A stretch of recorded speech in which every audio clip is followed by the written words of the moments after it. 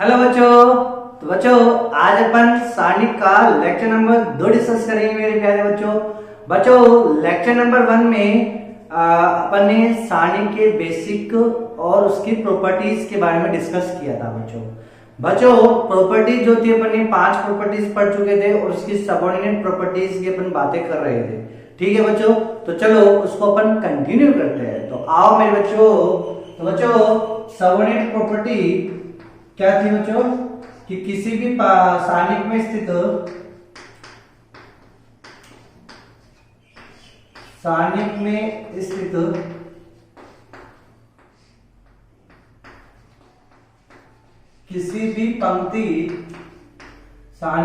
किसी भी पंक्ति या स्तंभ को एक अशून्य वास्तविक संख्या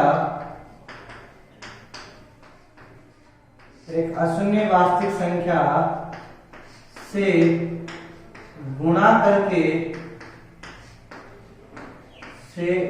करके दूसरी पंक्ति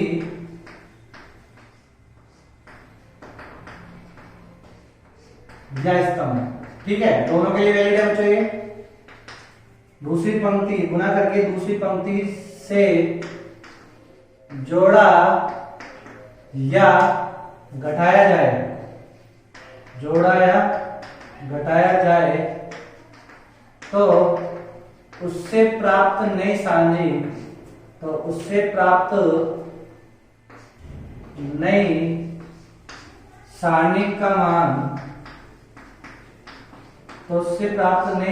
का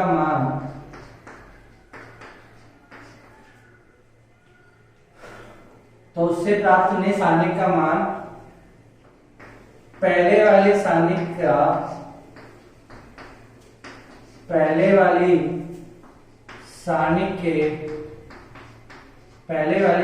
के मान के 1/k मतलब 1 जो भी बच्चों देखो एक अशून्य वास्तविक संख्या मैंने ले ली k, ठीक है, से गुणा करके दूसरी पंक्ति से जोड़ा या घटाया जाए तो उससे प्राप्त नई सारणिक का मान पहले वाली सारणिक के मान के 1/k गुणा होगा। पहले वाली सारणिक के मान के k गुणा होगा, तो पहले वाली सारणिक के मान के k गुणा होगा। ये अब बच्चों देखो वो जो पहले वाली जो मैंने भाषा लिखवाई थी उसमें ये बोला था कि घटाया जाए तो सारणी के मान में कोई परिवर्तन नहीं होगा, ठीक है। और अब ये लिखवा दी। अब बच्चे कंफ्यूज, अब बच्चे के तोते उड़ गए और गुरुजी फेज उड़ा रहे हो आप हमारे, क्या कर रहे हो गुरुजी ये हमारे साथ, हम नन्हे मुन्ने बच्चे हैं। हाँ तो बच्चों देखो अब नन्हे मुन्ने बच्चे पढ़ाई में नन्हे मुन्ने बच्चे हो आप और काम में नन्हे मुन्ने बच्चे नहीं हो। हाँ तो चलो बच्चों अब देखो, चलो कम्स टू द पॉइंट, पढ़ाई की बातें करते हैं बच्चों। तो ये अपना एक एग्जांपल लेके समझते हैं इस चीज को। तो बच्चों मैंने सारणी ले लिया 2 - 1 3 4 2 6 3 0 2, ठीक है बच्चों, ये सारणी ले लिया। और मैंने ये बोला दुनिया वालों को, मैंने चिल्ला के बोला कि बच्चों इसका मान डेल्टा है। इसका मान क्या है? डेल्टा। तो ये कौन सी पहले वाली सारणी का मान, पहले वाली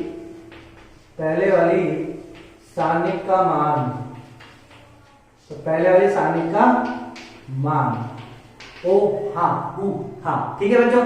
चलो अब देखो बच्चों अपन क्या कर रहे हैं कि इसमें कुछ ऑपरेशन लगा रहे हैं, कुछ प्रॉपर्टीज लगा रहे हैं। क्या प्रॉपर्टीज?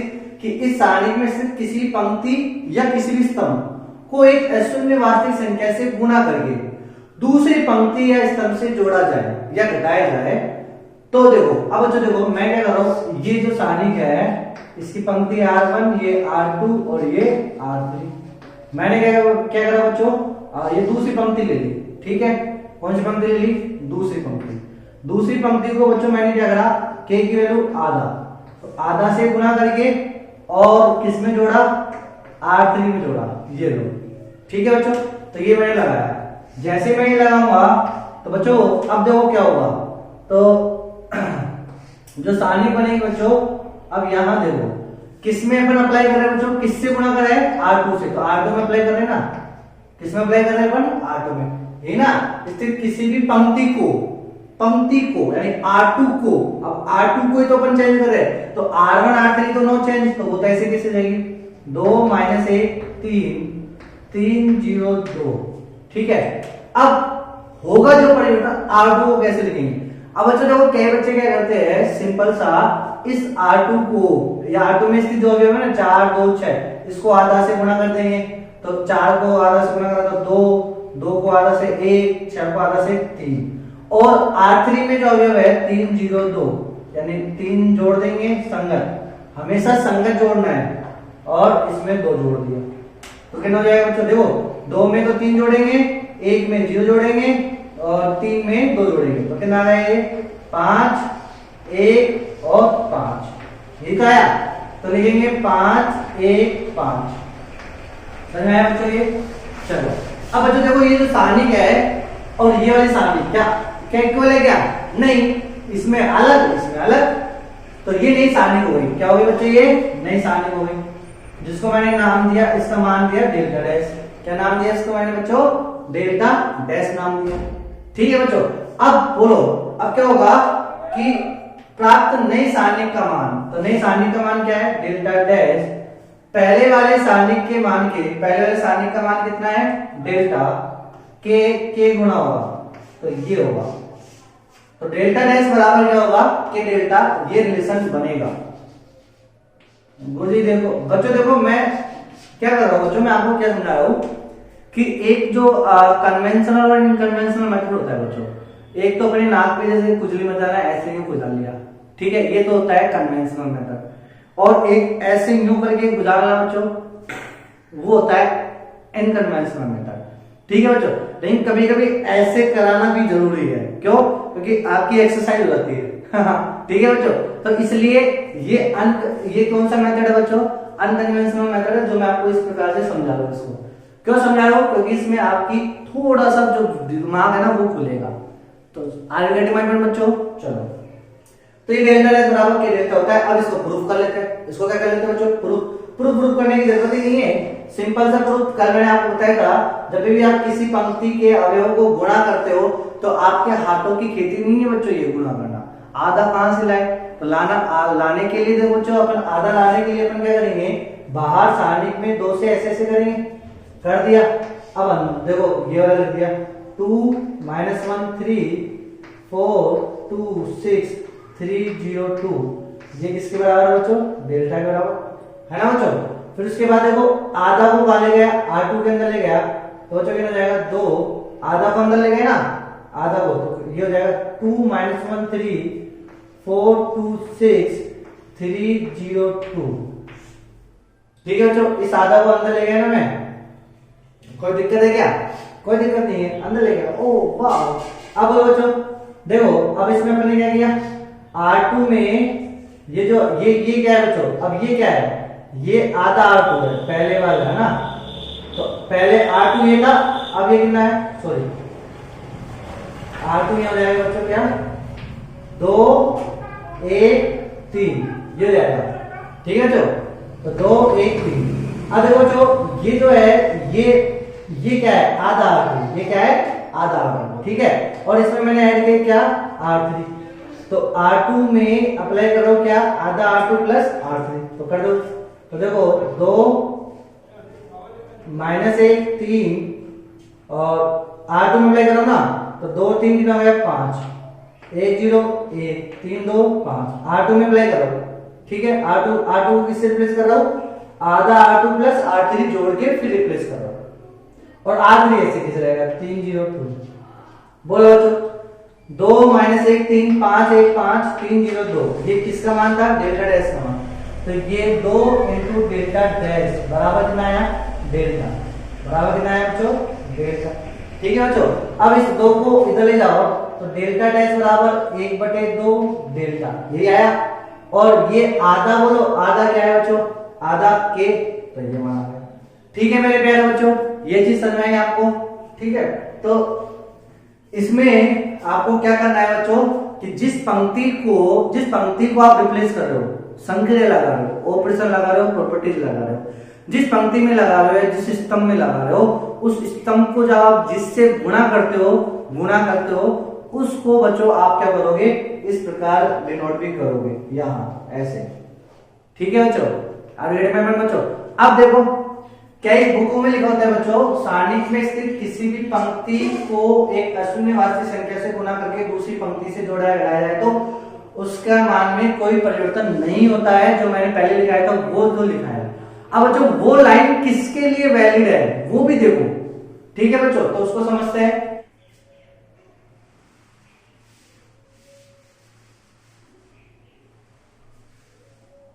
घटाया जाए तो सारणिक के मान में कोई परिवर्तन नहीं होता है। सारणिक के मान में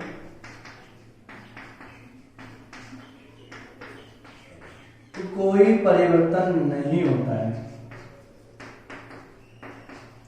बच्चों ये लाइन किसके लिए वैलिड है, सुनो ध्यान से। ये लाइन किसके लिए वैलिड है? सारणिक में स्थित किसी भी पंक्ति या स्तंभ को और यहां से इसको डालो को दूसरी पंक्ति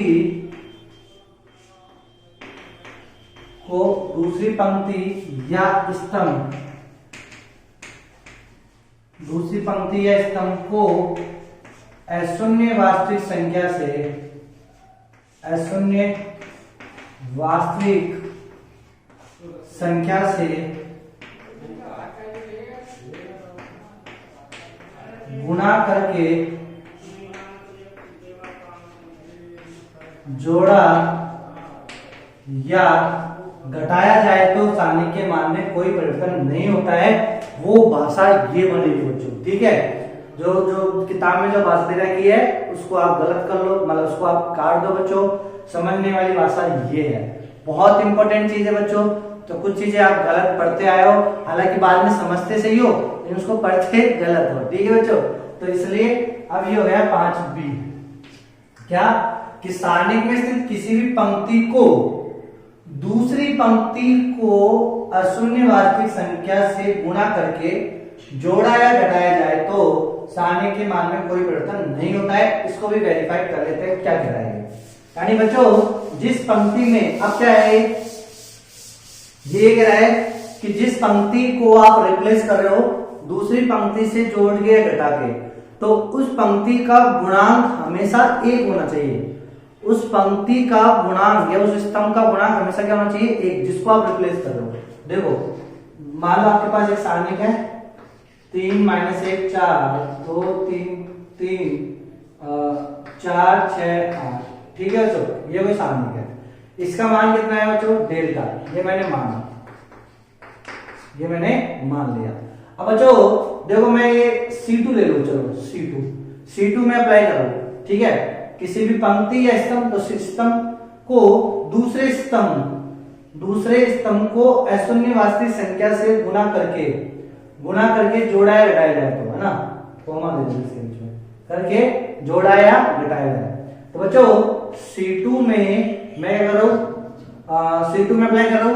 कैसे? कोई दूसरा स्तंभ ले लो, जैसे C1 ले लो, तो C1 को मैंने क्या करा बच्चों? गुणा कर दिया किसी से भी, कोई अशून्य वास्तविक संख्या के किसी से गुणा कर दो, जैसे 5 से कर दिया, तो C1 को 5 से गुणा कर दिया और फिर जोड़ दिया C2 में। अब बच्चों देखो जिस पंक्ति में या जिस स्तंभ में मैं संक्रिया लगा रहा हूं, रिप्लेस कर रहा हूं, उसका गुणांक कितना है? 1। उसका गुणांक कितना है? 1। तो that's why delta will not be change. अब देख लो कैसे। तो बच्चों देखो अब बोलो अपन किस में अप्लाई कर रहे हैं? C2 में। तो बाकी सब क्या रहेगा? ऐसे कैसे रहेगा? C1 ऐसे कैसे रहेगा? 3 2 4। C3 कितना है? 4 3 8। ठीक है, लिख दिया। चेंज किस में है? C2 में। ओके। अब बच्चों देखो C1, ये जो यहाँ पे है C1 में क्या लाना है मुझे? 5 C1। तो 5 C1 लाना है तो क्या करेंगे बच्चों? अपन देखो 5 C1 लाएंगे तो 5/5 ऐसे लिखोगे और इस 5 को कहाँ भेज दोगे? अंदर। अगर बच्चों तो कितना हो जाएगा?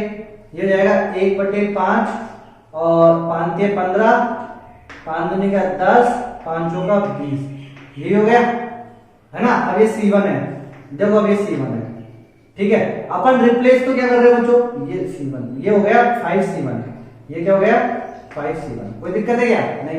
अब इस 5C1 को जोड़ रहे C2 के साथ, तो C2 क्या है -1 3 6, तो जोड़ो, तो 15 में -1 जोड़ेंगे तो कितना है 14, तो 14 यहां लिखेंगे C2 की जगह, फिर 10 प्लस C2 की वैल्यू कितनी 3, तो 13, फिर 20 और C2 के इसके कॉरेस्पॉन्डिंग वैल्यू कितनी है 6, तो क्या हो जाएगा 26, और ये 4 3 8 ये।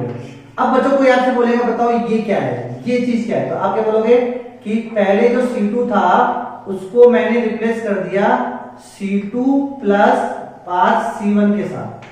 अरे हाँ, कोई दिक्कत नहीं। यानी ये वाली जो पंक्ति है, मतलब ये वाला जो स्तंभ है, ये क्या है, तो आप बोलोगे दुनिया वालों को या आप अपने सर को बोलोगे कि गुरुजी ये स्तंभ पहले वाले स्तंभ से प्राप्त किया है। कैसे किया है कि इसमें जोड़ा है C1 को 5 से मल्टीप्लाई करके, ठीक है। चलो ये चीज है ना। अब बच्चों देखो ये जो C1 है, ये तो ये अब ये C1 है कि 5C1, मुझे इसको C1 बनाना है, तो बच्चों इसमें से 5 कॉमन ले लूं, इसमें से 5 कॉमन ले लूं। अरे हाँ गुरुजी ले लो, 5 कॉमन ले लिया तो बढ़ जाएगा ये, तो क्या जाएगा 3 2 4, अरे गुरुजी यही आ गया, अरे 3 2 4 ये तो यही आ गया, और ये हो गया 14 13 26, और ये हो गया 4 3 8 बराबर डेल्टा चला रहा है, कोई दिक्कत नहीं। अब बोलो बच्चों ये क्या है नई सारणी, ये क्या है नई सारणी, कैसे प्राप्त करी, पहले वाले C2 को रिप्लेस करा, उसमें जोड़ा है 5C1 को, उसमें जोड़ा है किसको 5C1 को, ठीक है। जब मैंने 5C1 किया ऐसे किया, तो बच्चों ये 5/5 5 अंदर ले गया, फिर वापस से 5 बाहर निकाले, कट गया, तो कोई फर्क ही नहीं पड़ा, इसमें कोई फर्क नहीं पड़ा, यहाँ कुछ आया नहीं। तो देखो नई वाली सारणी का मान भी क्या आ गया, पुराने वाले सारणी का मान ही आ गया। अरे हाँ गुरुजी ये तो चमका, ये बात तो समझ में आ गई हमारे कि सारणी में स्थित किसी भी पंक्ति, या ये भी भूल जाओ, आपको क्या करना है, क्या याद रखना है आपको, NOT नोट लगा लो जीवी सर का, क्या नोट लगाना है जीवी मैथमेटिक्स गुरु का, कि जिस पंक्ति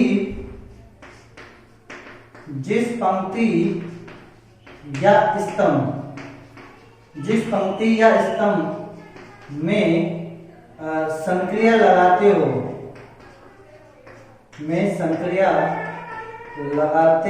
हो उसका गुणांक हमेशा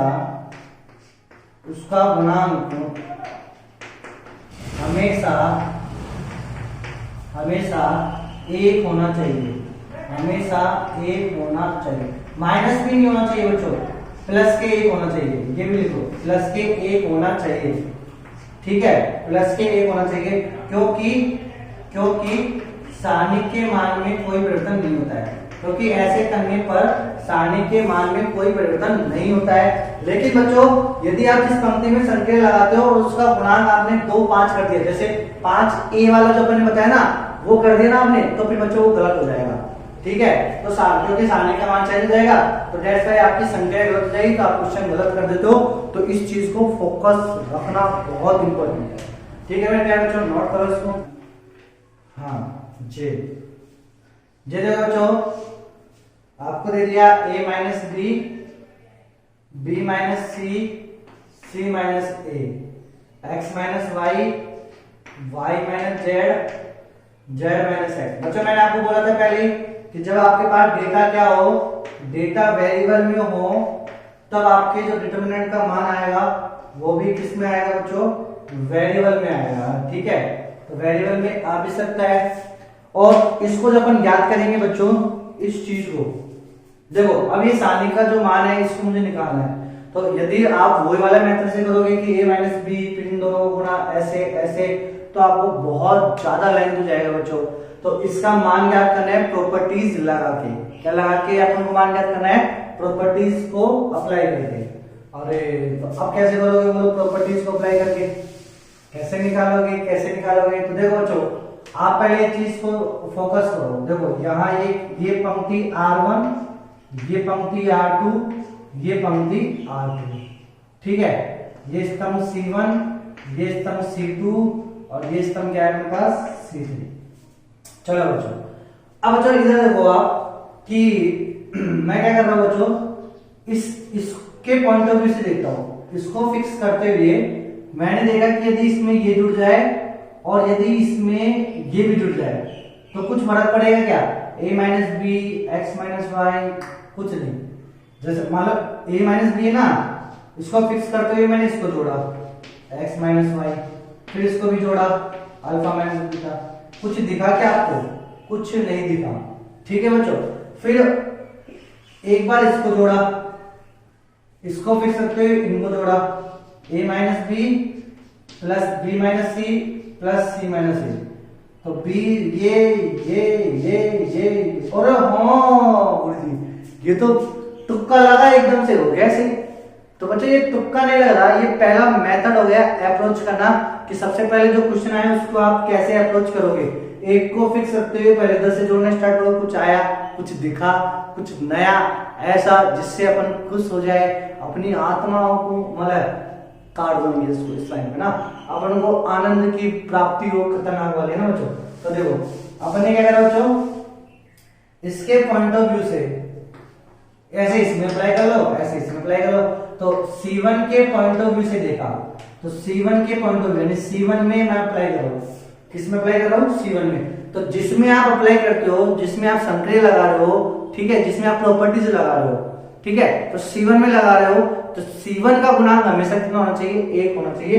इस बात को भी आप ध्यान रखना, C1 का गुणांक हमेशा 1 ही होना चाहिए। बाकी C2 C3 का कोई लेना देना नहीं है, ठीक है, वो भी ध्यान दीजिए। तो C1 में अप्लाई करा C1 plus C2 plus C3, ठीक है बच्चों। तो ऐसे अपने अप्लाई कर दिया। प्रॉपर्टीज हो गई ना, किसी भी स्तंभ को दूसरे स्तंभ से गुणा करके जोड़ा या घटाया जाए तो सारणी के मान में कोई परिवर्तन नहीं होता है। यदि मैं ये अप्लाई कर दूं तो कोई दिक्कत नहीं, चलो अप्लाई कर दो। तो C1 कितना जाएगा? 0, ये भी कितना जाएगा? 0, ये भी कितना जाएगा? 0। किस में अप्लाई करा? C1 में। तो C2 C3 will not be change. तो C2 कितना है? b minus C, Y minus Z, beta minus delta. ऐसे c minus A, Z minus X और डेल्टा माइनस अल्फा, ये रहेगा बच्चों। अब बच्चों देखो एक प्रॉपर्टी मैंने आपको लिखाई थी कि यदि किसी भी सारणी में पूरी पूरी पंक्ति या पूरी पूरी एक स्तंभ का मान 0 हो जाए तो सारणी का मान कितना जाता है बच्चों? 0। तो इसका मान कितना हो गया? 0। अब गेट में अपन बच्चों ये चीज समझ में आई आपको?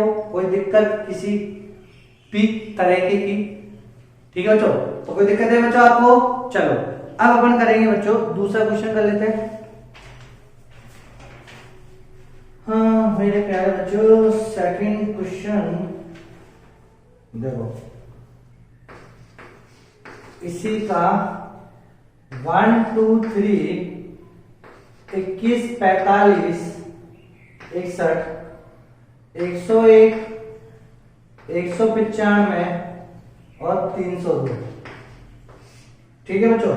बच्चों कोशिश अपन ये करेंगे कि पूरी कि आपको लगभग समझ आ जाए। ऐसे ऐसे इलस्ट्रेशन लेके बेसिक जिसमें सारे कॉन्सेप्ट इंक्लूड है वो अपन डिस्कस करें।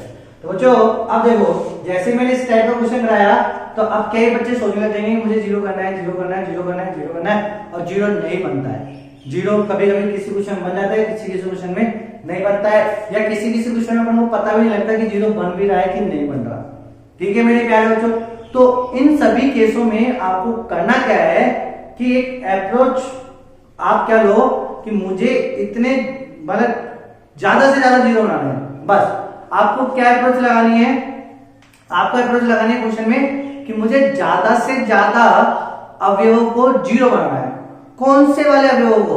या तो एक पूरी पंक्ति में हो या फिर पूरे एक स्तंभ में हो, उसको 0 बनाना है बस, फिर खाने का काम। ठीक है बच्चों, तो जैसे ये क्वेश्चन है, अब इस क्वेश्चन को यदि मैं संक्रिया मतलब विदाउट प्रॉपर्टीज से करता हूं, सिंपल ऐसे एक यो, हालांकि वो भी प्रॉपर्टीज है, प्रॉपर्टीज तो वो भी है बच्चों, लेकिन उसे अपन संक्रिया नहीं बोलेंगे, वो सीधा डायरेक्ट मेथड होता है। है। ठीक है, तो मैंने इसमें विदाउट संक्रिया मैं ऐसे कर रहा हूं कि ऐसे ऐसे ऐसे ऐसे, तो थोड़ा लेंथ जाएगा। तो 45 को 302 से गुना करूंगा, फिर इस सब को 195 से गुना करूंगा, तो काफी बड़ा है ना बच्चों ये। ठीक है, तो इसको सॉल्व करने के लिए मैं संक्रिया लगाऊंगा। अब संक्रिया में क्या करते हैं बच्चों अपन, एक किसी भी एक पंक्ति या किसी भी एक स्तंभ के अवयवों को मैक्सिमम 0 करने की कोशिश करते हैं। ठीक है, तो बच्चों देखो अपन सबसे पहले क्या करेंगे कि ये देखो 21, 45, 61 इस लाइन को मुझे खत्म करना है। मतलब इस लाइन में मुझे छोटे छोटे अवयव लाने हैं। ठीक है, 21 की जगह 2 आ जाए, 3 आ जाए, ऐसे ऐसे लाने हैं। तो ला सकता हूं बच्चों। तो किस में लाने की इच्छा है आपको? C2 में। तो C2 में अप्लाई करो ना। C2 ऐसे कैसे करना, जिस पंक्ति या स्तंभ में आप अप्लाई करते हो संक्रिया प्रॉपर्टीज, उस लाइन को, उसके गुणांक को हमेशा आप 1 रखना, माइनस में मत रखना, केवल 1 रखना। ये कर दिया। ठीक है, अब दूसरे स्तंभ पंक्ति में लेना, स्तंभ में स्तंभ लेना है, पंक्ति में पंक्ति लेना है। ये बात ध्यान रखना है ना, ये भी चीज थी। तो C2 ले लिया आपने। चलो अब बचे 2, C1 या C3। या तो दोनों को भी ले लो, या दोनों में से कोई भी एक ले लो, या दोनों में से किसी को भी एक नंबर से गुणा करके जोड़ लो, घटा लो, कोई फर्क नहीं पड़ेगा। ठीक है बच्चों, यदि अपन देखो फर्क कब पड़ता, जब मैं इस C2 को अप्लाई कर रहा हूं और C2 में K से गुणा करके कर रहा हूं। तो ये 5A में आपको मैंने ये डिस्कस करा चुका। ठीक है बच्चों, इसका गुणांक हमेशा 1 लेना। चलो 1 रख लिया। अब लो बच्चों, मैं क्या कर रहा हूं, C1 ले लो, C1 ले लो और C1 से गुणा कर दो। C1 को गुणा कर दो 20 से। C1 को किससे गुणा कर दो? 20 से। ठीक है, और गुणा करके क्या कर दो? माइनस कर दो, घटा दो। देखो कोई दिक्कत है क्या? कोई दिक्कत नहीं होगी। देखो बच्चों, तो C1 तो ऐसे कैसे आ जाएगा? 1 2 3 अप्लाई किसमें कर रहे हैं? C2 में। तो केवल C2 चेंज होगा, C1 C3 ऐसे कैसे रहेगा? C3 कितना है? 101, 195 और 302। C2 में चल जाएगा। C2 में कैसे चल जाएगा? देखो 21, पहले 21 था, अब 21 की जगह जाएगा 21 माइनस 20। अब देखो पहले तो 21 था ना, अब इसकी जगह क्या जाएगा? इसको कैसे लिखेंगे? 21 C2 फिर माइनस इसको गुणा करा किससे? 20 से। तो 21 माइनस 20 तो कितना हो गया? 1। ठीक है बच्चों, ऐसे ही बोलो ये। अब 45 माइनस इसको 20 से गुणा करो 40, तो 45 में 40 गए तो 5। ऐसे ही ये बोलो 61 और ये कितना जाएगा? 20 के 60 तो कितना जाएगा? 1। समझ आया बच्चों? चलो अब कई बच्चे बोलेंगे अरे गुरुजी ये भी थोड़ा भयानक सा लग रहा है, इसको भी हटाओ। C3 को हटाओ, हटा लो। C3 को हटा लो, C3 में अप्लाई करो। C3 ऐसे कैसे लिख लो? अब मुझे क्या करना है? इसको C1 को 100 से गुणा करके और घटा दो। देखो C3 में अप्लाई करते, C3 में C1 को 100 से गुणा करके घटा दो, कोई दिक्कत नहीं है। अब किस में अप्लाई करा? C3 में। तो कौन कौन चेंज नहीं होंगे? C1 C2 चेंज नहीं होंगे। तो C1 कितना है? 1 2 3 1 5 1, यही है। अब C3 में कर दो 101 और ये 100 तो कितना जाएगा? 1। फिर बोलो 195 माइनस 200, 195 माइनस 200 तो माइनस के 5। 302 माइनस 300 तो कितना जाएगा? 2। अरे हाँ जी, ये बात तो समझ में आई, ये तो चमका बच्चों। अब बच्चों देखो, अब इसको आप हल कर लो यो यो यो, या फिर इसमें भी लगाना चाहो तो इसमें भी लगा लो, इसमें भी आप लगाना चाहो संक्रिया तो लगा लो। बच्चों मेरा उद्देश्य क्या है? मेरा उद्देश्य तो ये, देखो अभी उद्देश्य पूरा नहीं हुआ। मेरा उद्देश्य क्या है? किसी भी एक पूरी की पूरी पंक्ति या पूरी पूरी एक स्तंभ के अवयवों को अधिक से अधिक 0 करो। किसी भी एक पंक्ति या स्तंभ में स्थित अधिक से अधिक अवयवों को 0 करना, ये मेरा उद्देश्य है। तो बच्चों अब आपको यहाँ क्या दिखा? 1 1 1 और अब 1 1 1 है बच्चों, इसमें से इसको घटा दूंगा तो 0 जाएगा नहीं, और इसी प्रकार इसमें से इसको घटा दूंगा तो 0 जाएगा। नहीं समझ में आया बच्चों? देखो ये भी बच्चों एक नियम बन जाएगा आपका। क्या नियम? जब पूरी की पूरी एक पंक्ति में अवयव 1 1 हो, ऐसे 1 1 हो, तो आपको अधिक से अधिक 0 बनाना है। देखो बच्चों, इसको ये C1, ये C2 और ये C3 स्तंभ होंगे ना, तो आपको ये वाला अवयव और ये वाला अवयव 0 बनाना है। तो कैसे कर रहे आप? C2 में मुझे C2 का अवयव 0 बनाना है, तो C2 में C1 घटा दो। ठीक है, इसमें से इसको घटा दो, और इसी प्रकार C3 में भी लगा लू मैं। बच्चों जितना क्रम का सारणिक है, जितने ऑर्डर का सारणिक है 3x3 का है, तो उसमें से एक कम हमेशा रखना है आपको, यानी दो प्रॉपर्टी एक साथ लगा देना। ठीक है, जैसे 4x4 का है तो 3 प्रॉपर्टी एक साथ लगा देना, 5x5 का है तो 4 प्रॉपर्टी एक साथ लगा देना। लेकिन 5x5 का हो 5 प्रॉपर्टी एक साथ लगा रहे हो 5 पंक्ति में या 5 स्तंभ में, तो वो इनवैलिड हो जाएगा। ठीक है बच्चों, वो नियम काम नहीं करेगा। क्या कह रहा हूं बच्चों मैं आपको बोल रहा हूं बच्चों कि जब आप संक्रिया लगाते हो तो आप 3x3 का है तो 2 पंक्तियों में या 2 स्तंभ में एक साथ प्रॉपर्टी लगा सकते हो। तो देखो बच्चों मैं एक साथ प्रॉपर्टी लगा रहा हूं, क्या C2 एक स्तंभ में अप्लाई कर लिया और C3 में भी कर लिया। क्या कर लिया, C3 माइनस C1।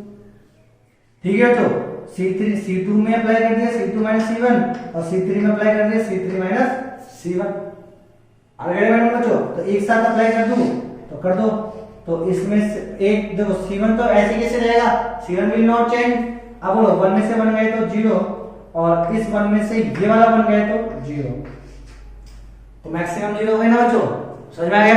अच्छा ऐसे यदि ये 1 1 1 किसमें हो बच्चों, एक स्तंभ में हो, मतलब एक स्तंभ में हो 1 1 1 एक स्तंभ में हो ऐसे, तो अब आप क्या करोगे, आप पंक्ति वाइज क्या करोगे बच्चों, घटाओगे। अब क्या करोगे आप R2 में अप्लाई कर लो R2 माइनस के R1 और R3 में अप्लाई कर लो R3 माइनस R1। अरे मेरे प्यारे बच्चे हो, अरे गुरुजी ये तो बहुत सिंपल सी बात है। अरे सोचो, अब देखो इसमें अप्लाई कर लो ना, ये 1 1 इसको 0 कर सकता हूं मैं कैसे, C2 में अप्लाई कर लिया C2 माइनस C1 और C3 में अप्लाई कर लिया C3 माइनस C1 संक्रिया लगाने पर। ठीक है, तो संक्रिया ऐसे लिखोगे, संक्रिया डिशुम करने पर। ठीक है, तो करोगे बच्चों, तो देखो किसमें अपन ने नहीं लगाया, आगे से लग गया सारणी ना ऐसे। ठीक है, तो 1 2 3 ऐसे कैसे रहेगा, C1 will not change. C2 में लगा रहे हैं तो 1 में से बन गए तो 0, 5 में से 2 गए तो 3, 1 में से 3 गए तो -2। ठीक है बच्चों, ऐसे ही C3 में लगा रहे हैं C3 माइनस C1, तो 1 में से बन गए तो 0, -5 में से -2 गए तो -7, 2 में से 3 गए तो -1। ठीक है बच्चों, अब ऐसा करने से क्या हो गया, अब अपन R1 से प्रसार करेंगे, R1 से प्रसार कर दो इसका, तो R1 से प्रसार देखो 1 और 3 माइनस के 3 फिर माइनस 2 दूनी का 7 दूनी का 14 प्लस के। ठीक है, तो माइनस के 17 इसका आंसर। तो ये जो अपन करते बच्चों, इसका जो अपन कैलकुलेशन करते उसमें भी आंसर कितना था -17, और जब अपन ने ये करा तो इसमें भी आंसर आया -17। हालांकि आपको इसको समझने में टाइम लग गया होगा, ये C2 C3 क्या ये गुरुजी वो ये ऐसे करने में आपको थोड़ा सा लगे होगा बच्चों टाइम, क्योंकि पहली बार सीख रहे हो, पहली बार जो भी कुछ चीज आप सीखते हो तो उसमें समय लगता है, लेकिन 1 दिन या 2 दिन के बाद मजे भी आने लगते हैं। तो बच्चों आनंद की प्राप्ति भी आपको होगी यदि आप लगातार इसमें मेहनत करते रहे तो। ठीक है मेरे प्यारे बच्चों, तो ये चीज समझ आ गई। तो अपन ने इस क्वेश्चन से क्या चीज सीखी कि संक्रिया लगाने का उद्देश्य न केवल 0 करने का नहीं होता, बल्कि अपन कैलकुलेशन को इजी करने के काम भी लेते हैं, संक्रिया को इजी करने के काम में, सॉरी सारणी के मान को इजीली निकालने के लिए भी अपन यूज में लेते हैं। ठीक है, और कैसे अपन ने किया, तो बच्चों इसमें देखो अपना उद्देश्य क्या होता है, अपन किस उद्देश्य को लेके चलेंगे कि मुझे सारणिक में दी गई किसी भी एक पंक्ति या किसी भी एक स्तंभ के अवयवों को अधिक से अधिक 0 करना है, तो इस प्रकार की प्रॉपर्टीज मैं अप्लाई करके चलूंगा। जिस पंक्ति या स्तंभ में मैं प्रॉपर्टी अप्लाई करता हूं उसका गुणांक हमेशा 1 रखना है, मुझे उसका गुणांक हमेशा क्या रखना है, 1। ये इंपॉर्टेंट चीज है, इसको नोट करना। और जब पूरी एक स्तंभ पंक्ति में एक दिख जाए तो ऐसी संक्रिया लगानी है, या एक पूरी स्तंभ में दिख जाए तो ऐसी संक्रिया आपको लगानी है। ठीक है बच्चों, चलो बच्चों अब हम बात करते हैं छठी प्रॉपर्टी। तो बच्चों इसके बारे में और बात करेंगे भी, लेकिन थोड़ा सा समय लेके फिर अपन वापस से इसी पे आएंगे, क्योंकि आपकी जो आरबीसी में जो एक्सरसाइज है उसमें तो पूरी बस यही है। मैं आगे प्रॉपर्टी कराऊंगा नहीं, उससे पहले मैं ये खत्म कर दूंगा पूरी एक्सरसाइज, बस खत्म, इसके ऊपर ज्यादा कुछ नहीं। हाँ मेरे बच्चों, देखो तो बच्चों अब हम बात करेंगे प्रॉपर्टी नंबर 6 की। देखो बच्चों प्रॉपर्टी नंबर 6 कौन सी अपन लेते हैं कि ब्रेक वाली है ना बच्चों। देखो सारणिक में स्थित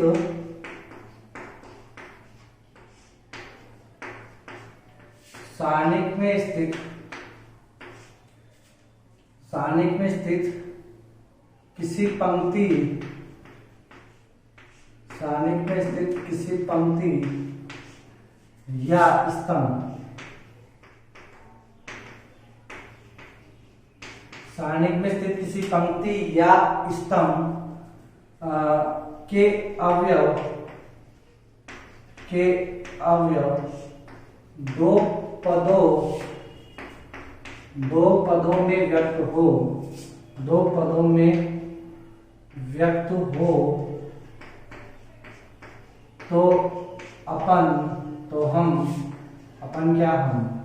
तो हम उसे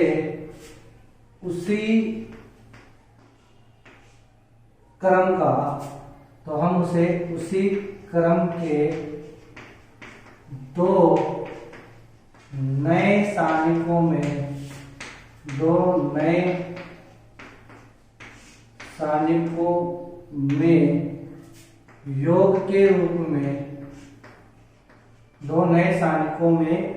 के रूप में व्यक्त कर सकते हैं। यानी तो देखो उदाहरण देख लो। तो बच्चों मैंने आपको लिखा a plus b plus c plus d, ठीक है।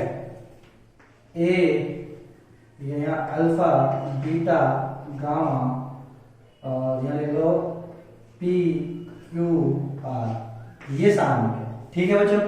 तो अब ये जो सारणिक है कितने बाई कितने का है, 3x3 का। अब बच्चों इसमें देखो पूरी की पूरी एक स्तंभ C1 आपको कितने पदों के रूप में व्यक्त है, 2 पदों के रूप में, ठीक है बच्चों। तो जब ऐसे हो तो हम उसे उसी क्रम के दो नए सारणिक में योग के रूप में, किसके रूप में, योग के रूप में व्यक्त कर सकते हैं। ऐसे 3x3 का और 3x3 का। करना कैसे है वो भी इंपॉर्टेंट है बच्चों। देखो बच्चों कैसे करेंगे अपन। तो यहां देखो बच्चों ये C2 और C3 कैसे बोलो, C2 C3 में तो क्या है बच्चों, कोई भी दो पद नहीं है, एक ही पद है। तो C2 C3 को आप हमेशा ऐसे कैसे लिखना, alpha beta gamma P Q R, इसमें भी alpha beta gamma P Q R, ऐसे कैसे लिखना। किसमें दो पद है, C1 में। किसमें दो पद है बच्चों, C1 में। तो C1 में अब ये जरूरी नहीं बच्चों, देखो कई बच्चे सोचते हैं कि ABC पहले, तो ABC ये पहले लिखेंगे, BCD बाद में, तो BCD ऐसे लिखेंगे। ये ऐसा आपको नहीं सोचना बच्चों, इसमें कुछ भी कर सकते हो आप। यानी यहाँ A लिख दो, यहाँ C लिख दो, यहाँ D लिख दो। यानी मैं इसको ऐसे लिख सकता हूँ ACD, इसका A, इसका C, इसका D, और यहाँ लिख दो BC, ये लो, तभी भी वही, ठीक है बच्चों। कैसे भी अपन को करना है, या यहाँ भी लिख दो, जो भी अपन को जरूरी की सीक्वेंस। जरूरी क्या है, इस चीज को ध्यान से समझना। जरूरी क्या है वो चीज देखना बच्चों। यदि अपन इससे ये बना रहे हैं तो फिर इससे ये भी बनना चाहिए, उत्क्रमणीय और अनुक्रमणीय लगना चाहिए बच्चों, ठीक है। यदि रिवर्सल हो, यदि अपन ऐसे बना रहे हैं तो इससे ये बनना चाहिए। अब इससे ये कैसे बनेगा, इससे ये कब बनेगा, जब इसके दो स्तंभ क्या हो, समान हो। दोनों नए सारणिक में जो योग के रूप में लिखा गया है उनके दो स्तंभ क्या हो, बराबर हो, तब जाके अपन उनको क्या कर देंगे बच्चों, सिंपल जोड़ देंगे, अदरवाइज नहीं जुड़ेंगे वो। यदि बच्चों इनमें दो स्तंभ जो है इसका एक भी मान, यदि ये R है और ये R है, ये चेंज हो जाता ना, यहाँ R की जगह कुछ हो जाता, तो फिर इससे ये नहीं बनता। समझ रहे बच्चों। तो इसे अपन बोलेंगे ब्रेक। अच्छा इसको प्रूफ भी कर सकते हो। प्रूफ कैसे करोगे, सिंपल, पहले a प्लस बी इससे ले लो, इसका सारणिक ले लो, उपसानी लिख दो, फिर इसका भी सेकंड लिख दो, सॉरी उपसानी नहीं सेकंड, इसका सेकंड लिख दो, इसका सेकंड लिख दो, इसका सेकंड लिख दो, ठीक है। फिर वहां से आप हल करोगे तो 6 क्या बनेंगे, सेकंड बनेंगे, और इसके भी 3 और इसके भी 3, तो इसके कितने बनेंगे 6, तो LHS बराबर क्या जाएगा बच्चों, RHS, ठीक है बच्चों। तो डोंट वरी अबाउट दिस, तो इसका प्रूफ इज नॉट नेसेसरी, आपको करने की आवश्यकता नहीं है, केवल आपको यही याद रखना है। अब बच्चों ये प्रॉपर्टी इंपॉर्टेंट क्यों है, इस प्रॉपर्टी से अपन ने जो अभी संक्रिया लगाना सीखा था ना बच्चों, अभी अपन ने जो संक्रिया लगाई थी एक स्तंभ में और एक प्रॉपर्टी में किसी भी दूसरी पंक्ति को के से गुणा करके जोड़ा या घटाया जाए तो कोई परिवर्तन नहीं होता है, उस चीज को समझो। तो बच्चों अब देखो मैं इलस्ट्रेशन में कैसे समझा रहा हूं, पंक्ति को मैं लिखूंगा बच्चों R1 R2 और R3, ठीक है। ऐसा कोई है, कोई सारणी ले लिया 3x3 का, जिसमें कितनी पंक्ति है, 3 पंक्ति है, ठीक है बच्चों। चलो इसका मान कितना है, डेल्टा, इसका मान कितना था, डेल्टा, ठीक है मेरे प्यारे बच्चों, समझाने के लिए बस। अब बच्चों मैंने क्या करा, मैंने आपको बताया था कि किसी भी एक पंक्ति मैंने R2 में अप्लाई कर दो, क्या R2 plus R1 plus R3, ऐसे अप्लाई करो, जिसमें अप्लाई करता हूं वो आना चाहिए और इसका गुणांक 1 होना चाहिए, ये याद रखना। तो ये अप्लाई कर दिया मैंने, तो बच्चों किसमें अप्लाई करा मैंने, R2 में, तो R1 और R3 तो ऐसे कैसे रहेंगे, ऐसे कैसे रहेंगे ना, R1 में जो अवयव है R3 में जो अवयव है वो ऐसे कैसे रहेंगे, R2 की जगह क्या जाएगा, ये R2 plus R1 plus R3, ये ऐसे कैसे रहेंगे, ठीक है मेरे प्यारे बच्चों। अब देखो इसको मैं कैसे लिख सकता हूं, इसको बच्चों मैं ऐसे लिख सकता हूं तोड़ के, देखो इसको लिख सकता हूं R1 R2 R3 प्लस, ठीक है, फिर R1 R1 R3, अरे ये ब्रेकिंग वाला ये तो प्रॉपर्टी लगा रहा हूं बच्चों, फिर प्लस। अच्छा कईयों को ये कोडिंग समझ में नहीं आ रही, तो ये कैसे करें, अरे टाइम बचाने के लिए कर रहा हूं बच्चों, यहाँ पे कुछ मान लिखता है क्या मतलब ऐसे सीधे ही, चलो मैं समझा देता हूँ, एक मान लेके समझा दूंगा, डोंट वरी अबाउट दिस मेरे प्यारे बच्चों। चलो अब बोलो R1 R3 और R3, बच्चों देखो इसको देखो, अब इससे मैंने ये बनाया है तो इससे ये बनना चाहिए, इससे ये बनना चाहिए, तो बनाते देखो, बनाने के लिए मैंने क्या बोला कि यदि पंक्ति बन रही है तो 2 पंक्ति समान होनी चाहिए, स्तंभ बन रहे हैं तो 2 स्तंभ क्या होना चाहिए, समान होने चाहिए, तभी जोड़ेंगे।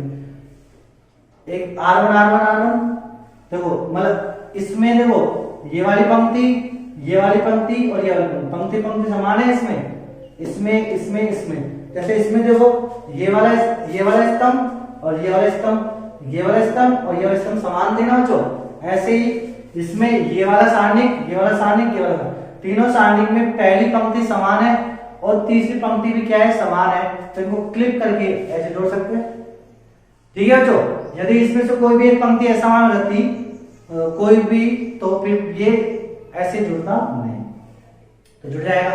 चलो फिर उसके बाद बच्चों मैंने आपको एक नियम सिखाया, क्या, कौन सा नियम, मतलब मैंने आपको एक प्रॉपर्टी सिखाई है, क्या कि यदि किसी भी सारणिक में 2 पंक्ति या स्तंभ, 2 स्तंभ समान हो तो उस सारणी का मान कितना रहता है, 0, तो सारणी का मान कितना रहता है, 0। तो देखो बच्चों इस वाले सारणिक में R1 और R1 समान है, 2 पंक्ति समान है तो इसका मान 0, इसमें R3 R3 समान है तो इसका मान 0, 0 प्लस 0, तो ये R1 R2 R3, R1 R2 R3 का मान कितना है, डेल्टा, तो इसका मान कितना जाएगा, डेल्टा।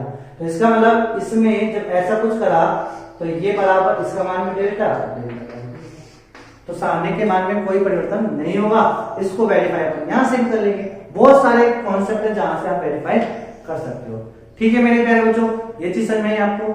चलो अब एक क्वेश्चन लेके भी समझा देते हैं अपन इस चीज को, आपको समझ में नहीं आया हो तो बस आपको नोट क्या रखना है कि जब भी ये चीज लगेगी तो जो 2 यदि स्तंभ को जुड़ रहे हैं तो 2 स्तंभ समान होने चाहिए, 3 जुड़ रहे हैं तो तीनों स्तंभ, तीनों संक्रिया, तीनों सारणिकों में 2 स्तंभ क्या होना चाहिए, हमेशा समान होना चाहिए, तब जाके जुड़ेगा, अदरवाइज नहीं जुड़ेगा।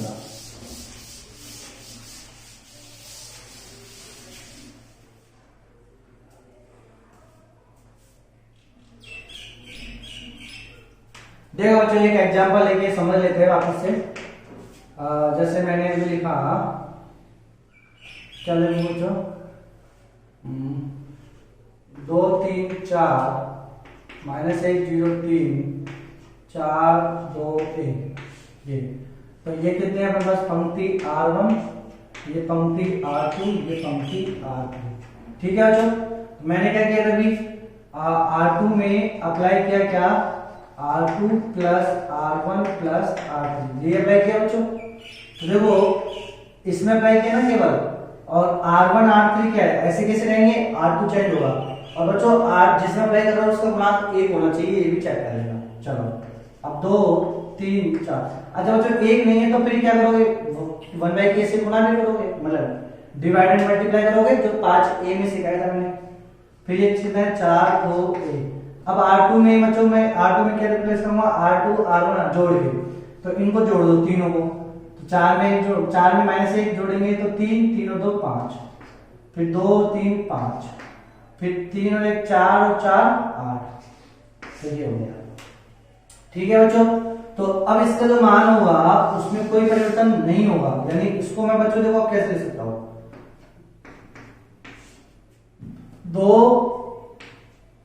3 4 5, इस 5 को मैंने कैसे लिखा बच्चों, देखो 5 को लिखा था 2 -1 4, इस 5 को कैसे लिखा था 3 + 0 + 2, इस 8 को कैसे लिखा था मैंने 4 + 3 + 1, ऐसे तो लिखा था बच्चों।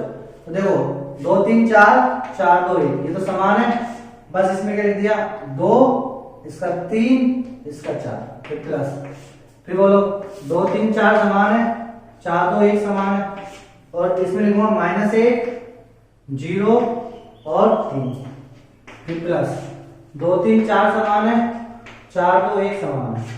ठीक है, अब क्या लिखूंगा -4 2 और 1, ऐसे लिख सकता हूं, ब्रेक कर देना बच्चों इसको। देखो अब देखो बच्चों कौन से समान है, 2 3 4 2 3 4, तो 0 है इसका मान, ये -4 2 1 -4 2 1 इसका मान कितना है 0, तो 2 3 4 -1 0 3 4 2 1, 2 3 4 -1 0 3 4 2 1, तो ये बराबर ऐसा है। ठीक है, तो यानी अब बच्चों इसको देखो मैं ऐसे लिख सकता हूं 2 3 4, अब दो जोड़ लो, जो भी है जो आंसर आ रहा है 4 2 1, इसका मान बराबर इसका मान, तो सारणिक में कोई प्रभाव, सारणिक के मान में कोई परिवर्तन नहीं होगा, तो अपन इस प्रकार सारणिक लगा रहे हैं, यही सीखा था बच्चों। ऐसे यदि मान लो मुझे C1 C2 C3 में समझाना है, C1 C2 C3 में समझाना है, जैसे अभी अपन ने एक एग्जांपल लिया था ना जिसमें मैंने C2 में अप्लाई किया था C2 -20 C1 ऐसे, और एक साथ C3 में भी बच्चों अलग अलग ना करके मैं एक साथ दो संक्रिया लगा सकता हूँ, ये बता दिया मैंने आपको। ठीक है, 3/3 का है तो 2 लगा दूंगा, 4/4 का है तो 3 एक साथ लगा दूंगा। तो C3 में अप्लाई किया था बच्चों क्या, C3 -100 C1, ये अप्लाई किया था। तो चलो बच्चों अब इसको भी मैं कोडिंग के रूप में पहले समझा देता हूँ।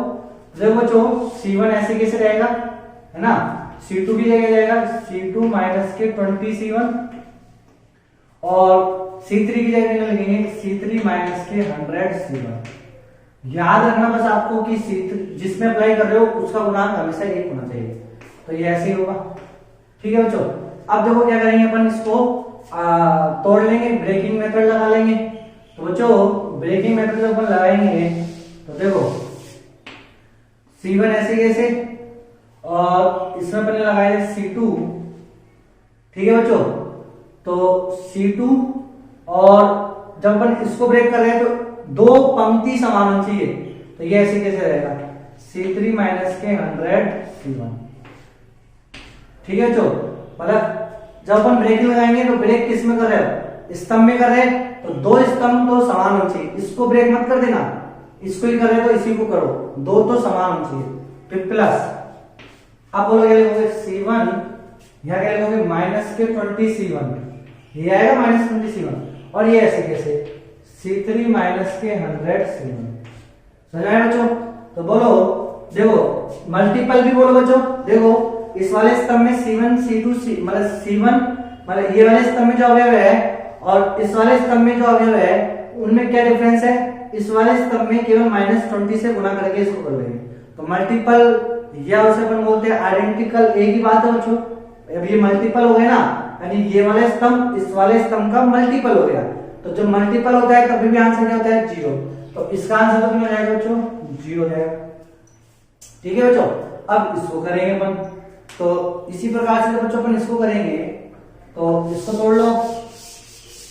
कई बच्चों की आदत खराब होती है बच्चों, वो है ना सीधा इसको इसको इसको एक साथ तोड़ेंगे, फिर वो गलत हो जाएगा। जब भी आपको ब्रेक करना है तो दो स्तंभ या दो पंक्ति क्यों हो, समान होनी चाहिए। ठीक है, अब इसको तोड़ो। अब इसमें देखो जो C1 C2 समान है ना, C3 लिख दो, फिर प्लस C1 C2 दो समान कर दिए मैंने, इसमें जो थे इसमें। अब यहाँ क्या जाएगा, माइनस के 100 C1। बच्चों देखो ये वाले स्तंभ और ये वाले स्तंभ में क्या अंतर है कि ये वाला स्तंभ इस वाले स्तंभ का क्या है, मल्टीपल है। तो जब भी दो पंक्ति या दो स्तंभ आप एक दूसरे के मल्टीपल होंगे तभी भी सारणी का मान क्या होगा, 0। तो क्या बच जाएगा मेरे पास final answer C1 C2 C3। जहां से चले C1 C2 C3 वहीं आ गए और ये सब कुछ कर चुके, आंसर में कोई प्रभाव पड़ेगा नहीं। समझ में आया प्यारे बच्चों? तो ये चीज अपने आज ये अपने पढ़ा। ठीक है बच्चों, तो ये प्रॉपर्टीज आई थिंक समझ में आ गई होगी आपको ब्रेकिंग वाली। और सारणी में किसी भी पंक्ति या स्तंभ को किसी एक नंबर से गुणा करके जोड़ा या घटाया जाए तो उसके मान में कोई परिवर्तन नहीं होता है, इससे भी अपन वेरीफाई कर सकते हैं। अब बच्चों इससे अपन वेरीफाई जो है जिस पंक्ति या स्तंभ में अपन कर रहे हैं उसका गुणांक 1 होना चाहिए। अच्छा उसका गुणांक 1 नहीं होगा और कोई 2 3 या -1 कर दिया तो मान में परिवर्तन हो जाता है। कितना, वो मैंने 5A में बता दिया। उसको वेरीफाई आप इससे भी कर सकते हो, जैसा कि मैंने सिखाया आप कर लेना बच्चों। ठीक है मेरे प्यारे बच्चों, डुशु। अब बच्चों एक और प्रॉपर्टी अपन पढ़ेंगे, प्रॉपर्टी नंबर 7। प्रॉपर्टी नंबर 7 बच्चों अपन रोल ओवर पढ़ेंगे। रोल ओवर रोल ओवर क्या होता है इसको आप समझो, हिंदी में समझ, इंग्लिश में समझना वो अच्छी बात है। रोल ओवर, ठीक है बच्चों, यानी ये मैंने लिखा C1 कोई जैसे C1 C2 C3 C4 C5, ये बच्चों क्या है, स्तंभ है। कितने स्तंभ है, 5। तो इसका मतलब ये सब सारणी होगा, ये सारणी कितने बाई कितने में होगा, 5/5। ठीक है बच्चों, समझ आया? तो ये है। अब बच्चों मैं क्या कर रहा हूं, इस C2 को इंटरचेंज करता C3 के साथ तो क्या लग जाता, माइनस लग जाता। ये मैंने आपको बता दिया, किसी भी दो पंक्ति या स्तंभ को परस्पर बदलेंगे तो उसके सारणी का मान ऋणात्मक हो जाता है। क्या हो जाता है, ऋणात्मक हो जाता है। तो दो पंक्ति या स्तंभ को बदलेंगे, ठीक है बच्चों। लेकिन मैं दो स्तंभों को आपस में बदला, बच्चों इस C2 को मैं यहां शिफ्ट कर रहा हूं, यानी इस C2 को, इस C3 C4 को मैं यहां लेके आ रहा हूं और इस C2 को इधर लेके चल जाऊंगा। यानी मैंने क्या करा बच्चों, रोल ओवर कर दिया, यानी इसको इस C2 को ये 2 से रोल ओवर कर दिया, 2 से रोल ओवर कर दिया। यानी अब मैं लिखूंगा C1 C3 C4 को एक साथ इधर ले आया और C5 बचा। तो C3 C4 को जब एक साथ लाया तो यहाँ एक खाली स्थान बच गया, उस खाली स्थान में क्या भर दूंगा मैं, C2। तो इसे अपन बोलते हैं रोल ओवर। और क्या, अब बच्चों अब ये जो सारणी का आएगा, ये नया सारणी का आया, ये पुराना सारणी है, तो इसके डेल्टा का मान और इसका डेल्टा का मान में क्या फर्क पड़ेगा, कुछ फर्क नहीं पड़ेगा। आप लिखोगे डेल्टा डैश इक्वल टू -1 पे घात n इनटू डेल्टा, ये सूत्र हो जाएगा, ये सूत्र हो जाएगा। यानी n क्या हुआ, कितना आपने रोल ओवर किया, ठीक है, रोल ओवर। तो n क्या है यहाँ पे, n है हाउ मच रोज या कॉलम, हाउ मच रोज या कॉलम आर रोल ओवर। यहाँ n क्या है कि कितनी पंक्ति और स्तंभ को आपने क्या करा है, रोल ओवर किया है, ठीक है, तो वो n होता है। तो कितने स्तंभ को किया है आपने, कितने कॉलम को किया है, 2 को। तो डेल्टा डैश जो नया आया तो -1 पे घात 2 डेल्टा, तो delta dash is equal to delta, तो कोई परिवर्तन नहीं होगा। इसको वेरीफाई आप ऐसे भी कर सकते हो। देखो मुझे C3 C4 यहाँ लाना है, बच्चों आप पहले इन दोनों को इंटरचेंज कर दो तो एक माइनस आ जाएगा, फिर C2 यहाँ आ गया, फिर इन दोनों को इंटरचेंज कर दो तो एक माइनस आ जाएगा, माइनस प्लस। तो ऐसे 2 बार करने की बजाय आप क्या कर दो बच्चों, एक रोल ओवर कर दो, सिंपल सी बात है, ठीक है। ऐसे मान लो 50 किया मैंने, यानी यहाँ ऐसे लिखा, पंक्ति में भी सेम है, जैसे R1 R2 R3 R4 R5 ऐसे लिखा, सो ऑन चल रहा है बच्चों। अब मैंने बच्चों इसको यहां शिफ्ट कर दिया, 3 के ऊपर रोल ओवर कर दिया, इस R1 को 3 के ऊपर रोल ओवर कर दिया, तो R ऊपर चला जाएगा R2 R3 सीक्वेंस में R4, यहाँ खालिस्तान में R1 यहाँ आता है। तो बच्चों अब अपन क्या बोलेंगे कि जो R1 है वो कितना रोल ओवर हो गया, 3 से। तो अब जो सारणिक आया उसके मान में कितना फर्क पड़ेगा, तो ऋणात्मक रहेगा। क्यों? क्योंकि 3 से किया तो 3 कैसा है, विषम। तो रोल ओवर यदि विषम करोगे तो ऋणात्मक जाएगा, रोल ओवर यदि आप सम करोगे तो धनात्मक जाएगा। ठीक है मेरे प्यारे बच्चों, तो ये हो गई आपकी प्रॉपर्टी नंबर 7। प्रॉपर्टी नंबर 8 जो है बच्चों वो मैंने आपको पहले ही बता चुका। पहले कौन सी बता चुका बच्चों, प्रॉपर्टी नंबर 8 याद करो। मैंने क्या बताया था बच्चों आपको कि A11 A12 A13 A21 A22 A23 A31 A32 A33 और इसके संगत मैंने सेकंड निकाली है, तो C11 C12 C13 C21 C22 C23 C31 C32 C33। ठीक है बच्चों। अब मैंने आपको बोला था कि किसी भी एक पंक्ति या स्तंभ, तो मैंने तीसरी स्तंभ ले ली, तीसरी स्तंभ के अवयवों को किसी भी दूसरे स्तंभ के सेकंड के साथ मल्टीपल करके जोड़ा, यानी A13 को किसी भी दूसरे स्तंभ तो C2, तो C2 के C2 स्तंभ में स्थित अवयवों का सेकंड, तो ये हो गया, से गुणा करके जोड़ा, तो C13 C12 plus A23 C22 plus A33 C32, तो इसका आंसर कितना जाएगा 0। इसका आंसर कितना जाएगा 0। तो ये चीज मैंने आपको बता दिया बच्चों, पहले ही समझा चुका था। ठीक है बच्चों, मैट्रिक्स में तो यानी क्या समझाया बच्चों, किसी भी एक पंक्ति या स्तंभ में स्थित अवयवों को दूसरी पंक्ति या स्तंभ के सेकंड के साथ गुणा करके जोड़ा जाए तो उसका आंसर 0 होता है। और यदि समान किसी भी एक पंक्ति में स्थित अवयव या किसी भी पंक्ति या स्तंभ में स्थित अवयवों को उसी के सेकंड के साथ गुणा करके जोड़ा जाए तो आंसर क्या आता है, डेल्टा। ठीक है बच्चों, तो ये आपकी प्रॉपर्टीज, कुछ प्रॉपर्टीज समाप्त हो गई बच्चों आपकी। ठीक है, अब अपन करेंगे बच्चों एक्सरसाइज 4। तो बच्चों नेक्स्ट लेक्चर में मिलते हैं, आरबीएससी की बुक लेके एक्सरसाइज 4 को। हैव ए गुड डे मेरे बच्चों।